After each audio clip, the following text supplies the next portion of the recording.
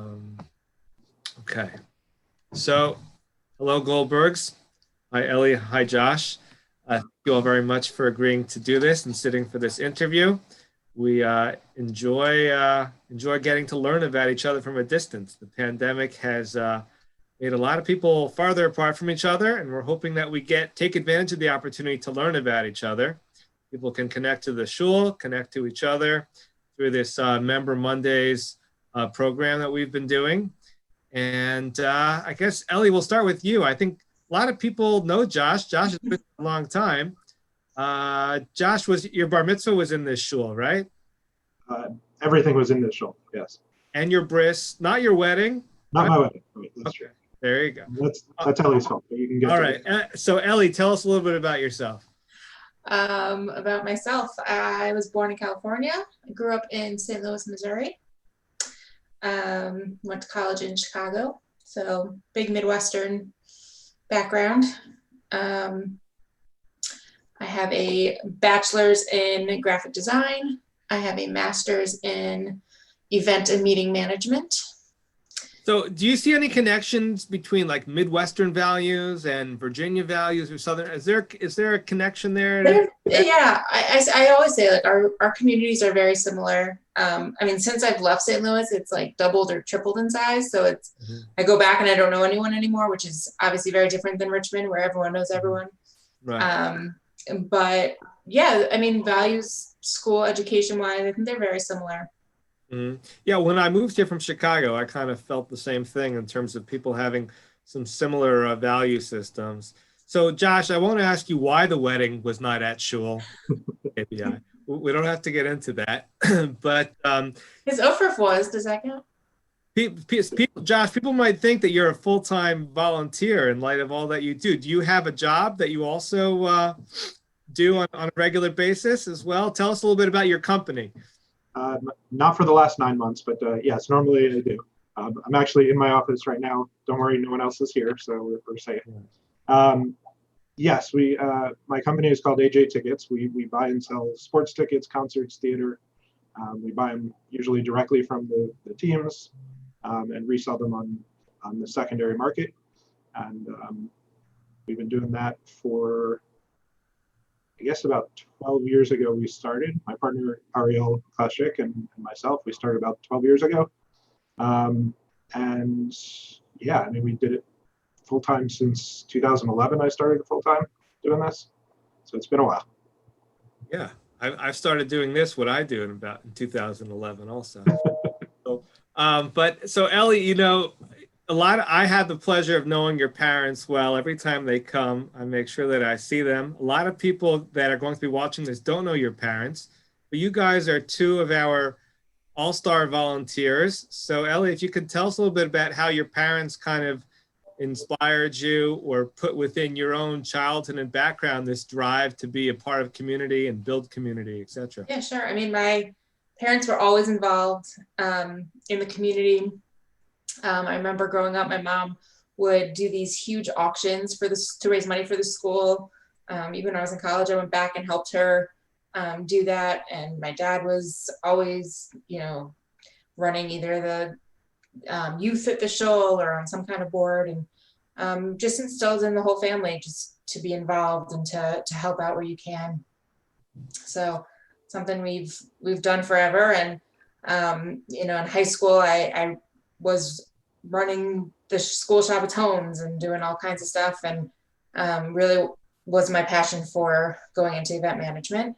And when I met my in-laws, my mother-in-law commented that in Virginia and Richmond, we call those volunteers. So was, happy to jump in when I moved here and get involved. Even before, Ellie did her internship for her master's as the food festival coordinator. So. Oh, that's very good. So I did not know we were offering degrees, but that sounds like there could be some opportunity there. Ben Freelander had to sign off on it. Yeah, well, so, but I guess we should have a little bit of a plug for NCSY. I know your mom's a big fan of NCSY, and your family was very involved in NCSY. Yep. And I'm sure that was part of the volunteerism also. Yeah, I ran Midwest Kitchens for many years and it was good prep for food festival because I learned how to serve mass quantities. Yeah, and for those who don't know, Midwest is one of the many regions around the country, and it's kind of just referred to as the Midwest region of NCSY. So, Josh, now everybody here, most people here know what your parents are involved with. Now, I don't think anybody really knows the full extent of how much they do. I don't even think they want people to know how much they do because it is a ton. I get dizzy just thinking about the number of hours that go into it, especially here at Shul.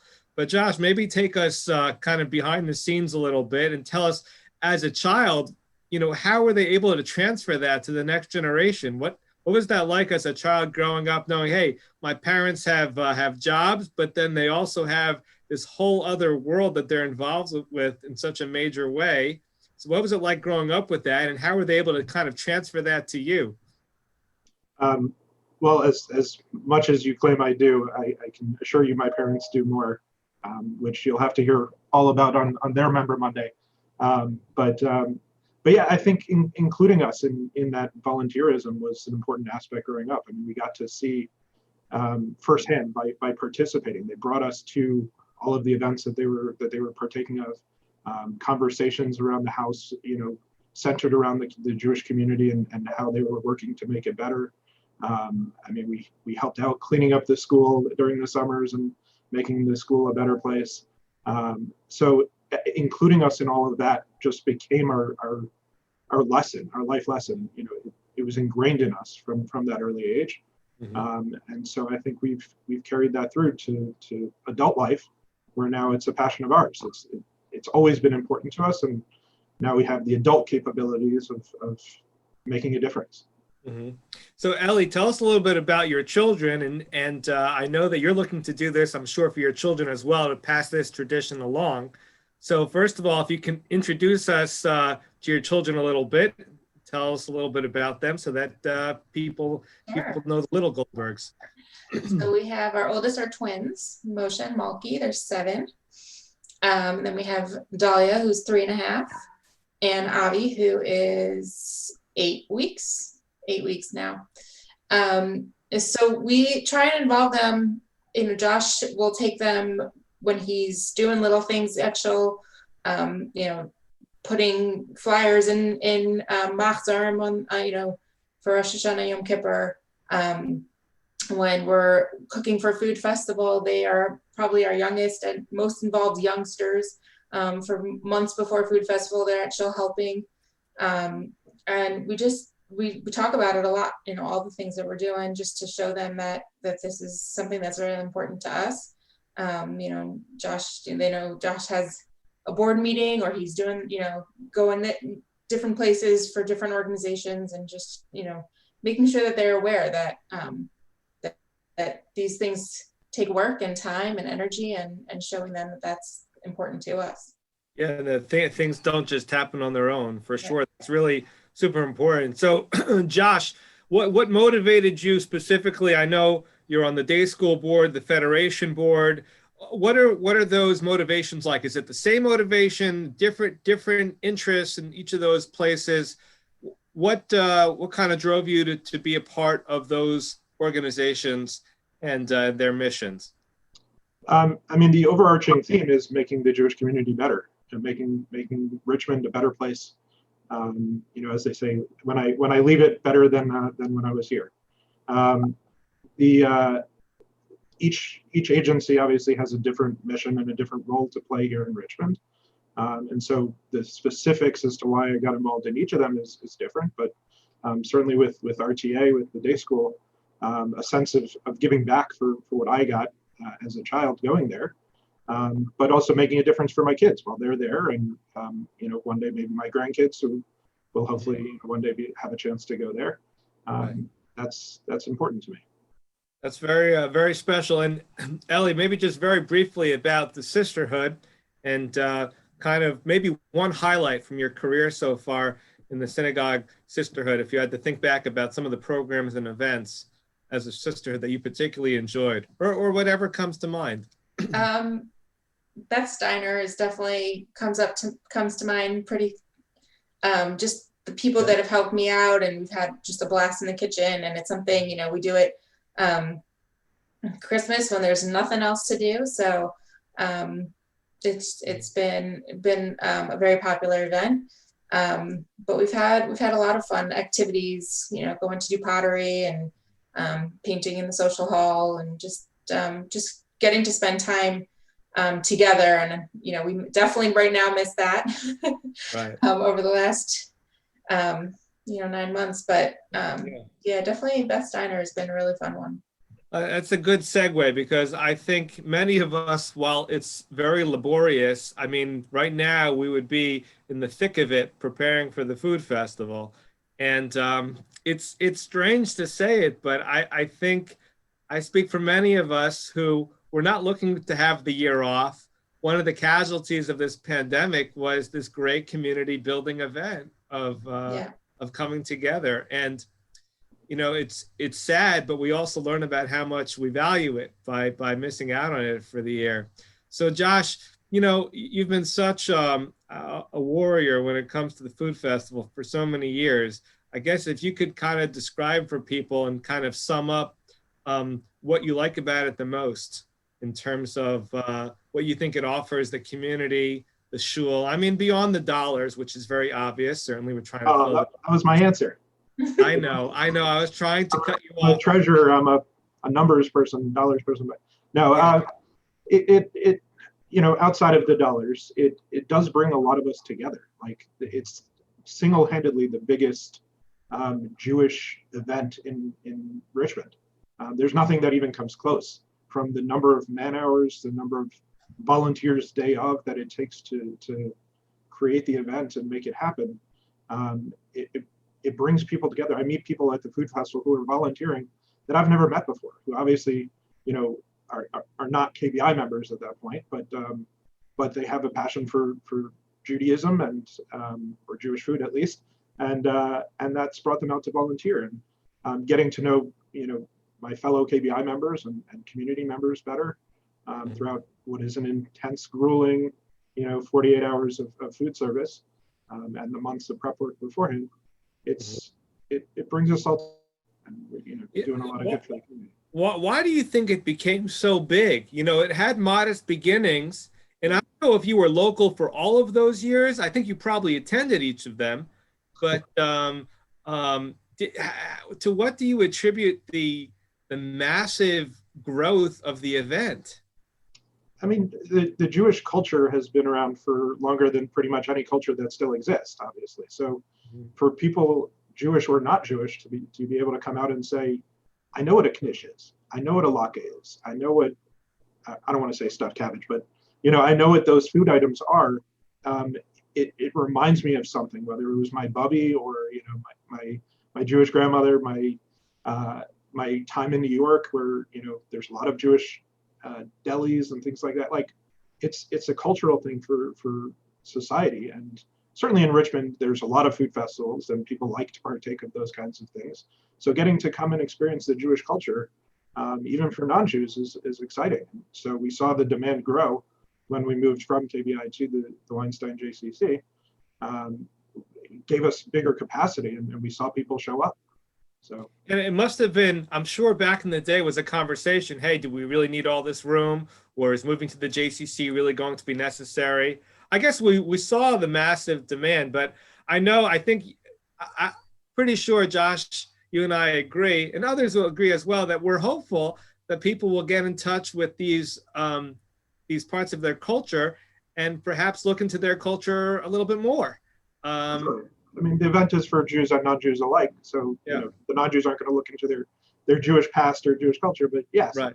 It certainly brings a light into the nation. It brings information and what we represent out into the world. Yeah. So, Elly, were you prepared when you saw it for the first time? I know everybody, did they oversell it?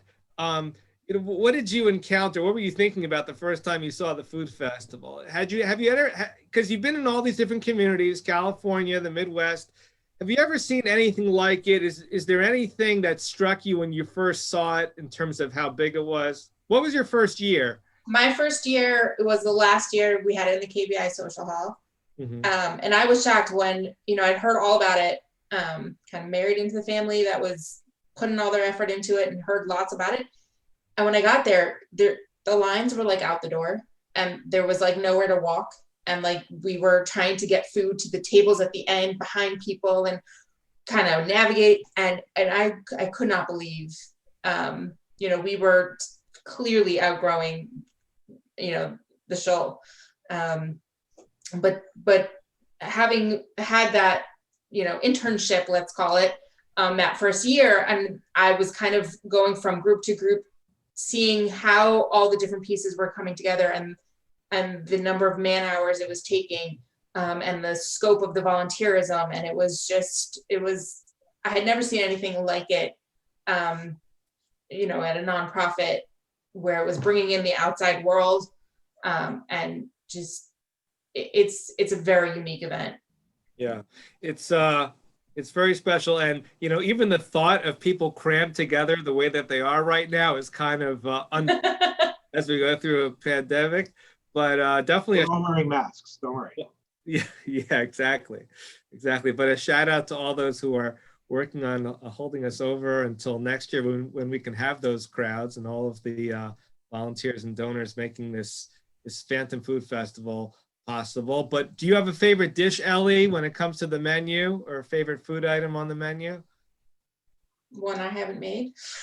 Uh-huh. Any of them that I didn't cook. Right. No. Favorite. I don't know, that stuffed cabbage, man. It's a favorite in the whole world, and it's one of my favorites too. Uh-huh.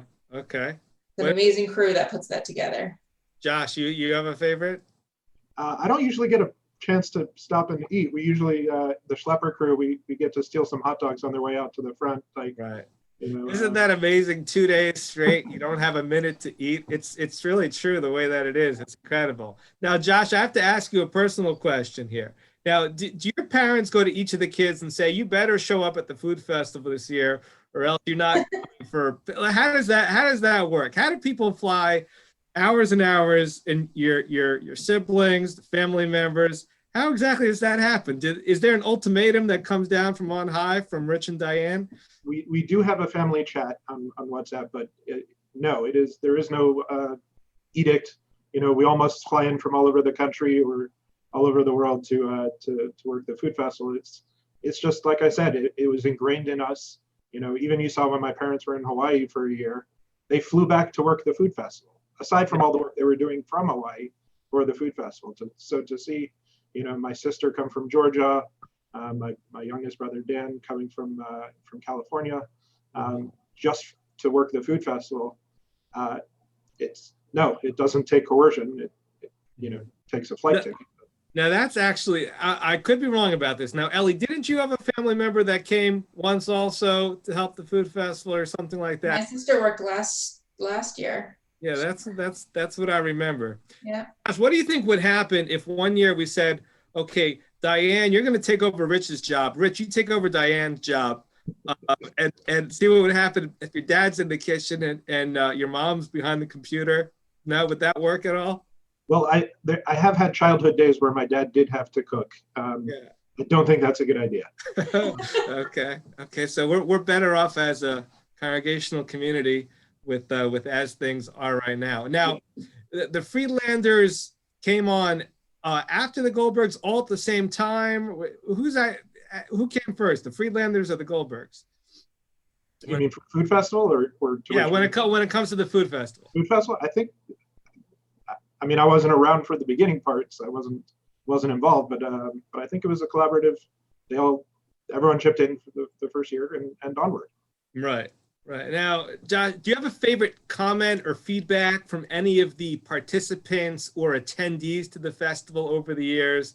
Is there any moment or feedback that kind of sticks out in your mind that in which you said to yourself, "Oh, this is pretty interesting," or "This is pretty amazing," or something like that? I will say the number of local meeting like Virginia government officials that show up, and okay, maybe they're using it for some PR and stuff like that, but I remember Tim Kaine came a few years ago. There have been other people who have come to the food festival and made their presence known. to me, that's an astounding thing to have like a local, Jewish synagogue event where, our most well-known politicians for the state are attending. It is amazing. Elly, you have a little bit of a background in event planning, is that right? And, I went straight from my master's to Richmond, so I didn't really get to use it besides the food festival. That's where I'm going. So how does that event planning play into the food festival and vice versa? So you're using your professional skills in a sense. Tell us a little bit about your interest in event planning and how that came to be and how you're kind of using it, food festival or otherwise. Yeah, so like I said before, I mean, my parents were always running things, growing up. So I learned a lot from my mom watching her run these massive, auctions and things, fundraisers. And then my high school had a big part in it. Every kid was assigned a job for the year. And my senior year, I ran our Chateau. We had 5 other cities come in. I was in charge of basically everything except the food and the decorations. So all the logistic planning, we went on a trip on Friday, and housing, and all the little details were kind of all up to me and my subcommittees. So that was my first introduction to what event planning looked like. And then again, through NCSY, helping with them, run their kitchens and serving and just all kinds of things, little things throughout my life really brought me into that passion of wanting to pursue that. And then coming to Richmond, marrying into the Goldbergs, who this is what they do, and this is what, their culture of life, really helped me. Just, this is how I spend my spare time, whatever spare time I have. Connect. Yeah, just, we wanted to do things for a sisterhood, and now I'm starting to help with PVA at RTA, just using those skills and doing what I can. That's very cool. And Josh, did you know you were an entrepreneur? Did you always know you were an entrepreneur? You have these startup skills. Now, the food festival is a startup, business on some level. It's a nonprofit, but when did you know you wanted to be a part of a startup? How did that kind of come to be, and how has that kind of impacted your volunteerism, with the most major one being Food Fest? I'm still not sure that I want to be an entrepreneur. So no, I honestly, I don't think I ever did want to be an entrepreneur. I don't have the risk-taking capabilities that it takes to be a real entrepreneur, like a serial entrepreneur. I kind of stumbled into this one. Ariel had started buying some tickets, and he asked me if I wanted to do it with him. I told him it was a dumb idea. I said, there's no way that can work. He went back to doing it, came back to me a few months later and said, showed me the results. And I said, okay, now I see results. I see it's working. Now I'll buy in, now I'm interested. But I'm a good back end guy, which is why it works for the food festival. I do a lot of the back end stuff. I'm a big, supporter with my time and effort. But I don't want to be a president of any organization. I don't want to be the guy at the lead. I'm good, supporting in a support role. So no, I did not want to be an entrepreneur. I lucked into this one. Yeah, that's very cool. And before we close, Josh, you were on the board for many years here at Shul, and I know that you and Elly helped start a fund here, which maybe we can tell some people about who don't know about it. I know it's near and dear to your heart, but maybe if you can tell us a little bit about this Farm Fund for those who might not be familiar. Sure. So several years ago now, the Shul decided to honor my parents at the annual, I guess it's annual dinner. I'm not sure anymore, but it's hard. It's the year. But at the annual dinner. So in honor of that, my wife, my siblings, their spouses, etc., we came together and had a discussion about what would be the best way to honor my parents. So one of the ways that my parents support the Shul is every time they have a simcha that they want to honor the person, or unfortunately the reverse, if someone loses a family member or has some negative times going through their lives, they have always sponsored a siddur or a chumash in that person's honor or memory, for the shul. And so if you look through all the siddurim and chumashim, not that anyone's going to spend the time to do it, but you'll see my parents there a lot more prevalently than many other names. Yeah. So we decided to establish the Rich and Diane Goldberg Svarim Fund, which will annually, in perpetuity forever, supply some money to KBI to buy more siddurim or chumashim, or if there's none that are needed, to buy other Jewish books to help out with educational purposes or whatever other needs the shul has. And only because I don't want to get any flack afterwards, I guess I have to give you both a moment just to talk about life and legacy. Here you go. You got 30 seconds Thank you. Plug. This program is brought to you by our Life and Legacy. Go ahead, Josh. Well, so I mean, Life and Legacy was an impetus into that thought process, meaning creating that perpetual gift where I mean, Life and Legacy is about afterlife gifts. In this case, we decided to do it while we're still alive, while my parents are still alive as well. But creating that perpetual gift that will help the shul forever. There will always be new siddurim and chumashim that are being purchased and used in my parents' honor. And so that's an important piece of what the Life and Legacy program is. So I encourage everyone to ask for more information about it. It's been a transformative program, a partnership between the whole community really, but led by the Richmond Jewish Foundation and the Harold Greenspoon Foundation. But it's changed the way the community and the shul has thought about donors, donor relations, has thought about planning for the future and what the future is going to look like, what the shul is going to look like, not just 2 years from now, not just 5 years from now, but 100 years from now, or what are we, 166 years from now, or something like that. Yeah. Well, yes. 1856. But I'll say that the two of you have really been pillars here, not just involved with philanthropy at a distance, but involved with philanthropy, kind of rolling up your sleeves and getting involved in that way. So we really appreciate it. Thank you both for taking the time, and stay safe, stay healthy. We send regards to your kids as well. And we look forward to seeing you when this is over, and in a safe way, hopefully sooner rather than later. But thank you for sharing a little bit about your lives with all the rest of us in the synagogue. Much appreciated. Thank you, Rabbi. Thank you.